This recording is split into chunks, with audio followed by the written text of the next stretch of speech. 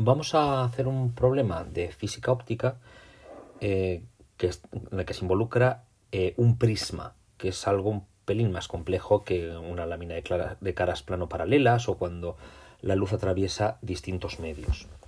Tenemos en este prisma, en este caso, este prisma que aparece aquí, de 60 grados, de manera que tenemos un rayo de luz que incide con 45 grados en la primera cara del prisma.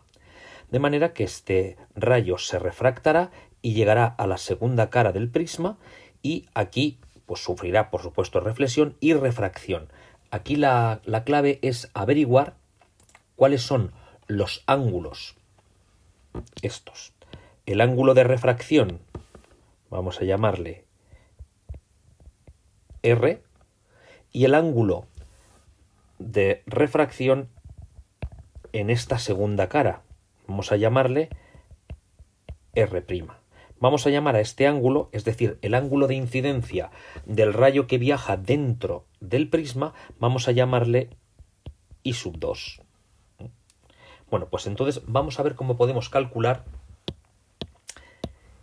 este ángulo de aquí, el ángulo de refracción en la primera cara, el ángulo de incidencia en la segunda cara y el ángulo de refracción tras la segunda cara.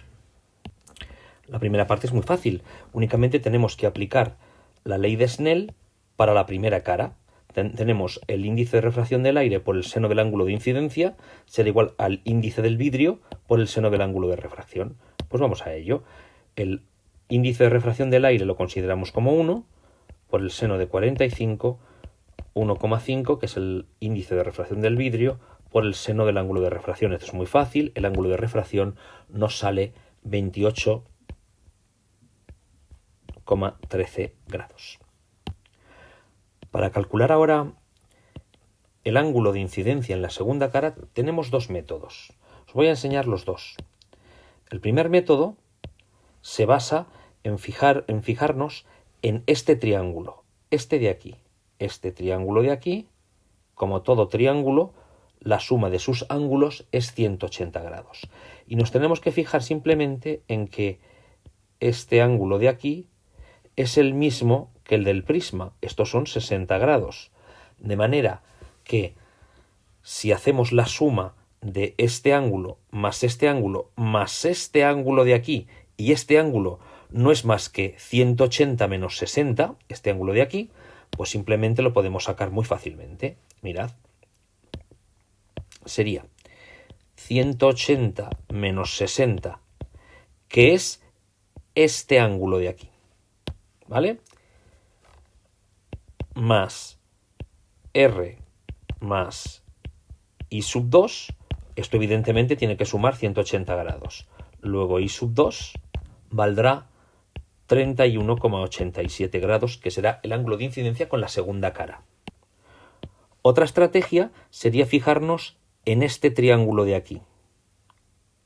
Este de aquí que estoy señalando, cuya suma de sus ángulos también tiene que ser 180, es decir, 60 más este ángulo tiene que ser 180. Pero este ángulo de aquí es 90 menos R y este ángulo de aquí es 90 menos I2. Luego también podríamos calcularlo de esta otra manera. Vamos a ponerlo pues así. Venga. Sería 60 más 90 menos R más 90 menos I2. Esto tiene que ser 180. Pues I2 me sale también 31,87 grados. De cualquiera de esas dos formas podéis calcular ese ángulo, el ángulo que nos piden, es decir, este ángulo de aquí. Y ahora es muy sencillo, simplemente aplicando la ley de Snell en esta segunda cara, el índice de refracción del vidrio por el seno del ángulo de incidencia, índice de refracción del aire por el seno del ángulo de la refracción. Pues muy fácil.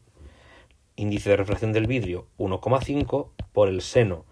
Hemos calculado que I2 vale 31,87, tiene que ser igual al índice de refracción del aire 1 por el seno del ángulo de la refracción en la segunda cara, de lo que nos sale que este ángulo de refracción en la segunda cara es de 52,38 grados.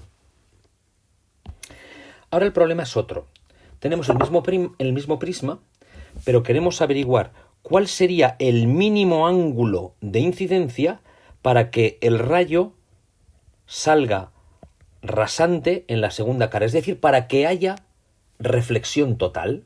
Pues es muy sencillo, lo que tenemos que hacer es calcular cuál es el ángulo crítico, cuál sería el ángulo crítico, vamos a pintarlo, vamos a dibujarlo, este sería el ángulo crítico, de manera que con este ángulo el rayo emergente saldría, como se puede observar, rasante a la segunda cara, y para ángulos mayores que el ángulo crítico ya habría reflexión total.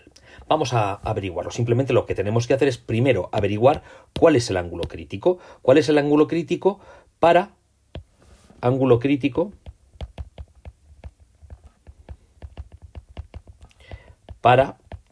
la interfaz vidrio-aire?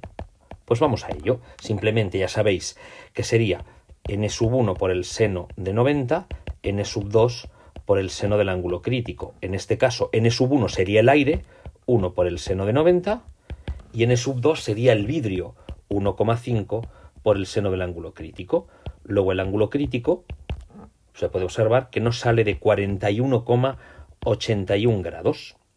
Muy bien, pues ahora vamos a ver qué ángulo de refracción en la primera cara le correspondería un ángulo crítico, un ángulo de incidencia que fuera igual al ángulo crítico.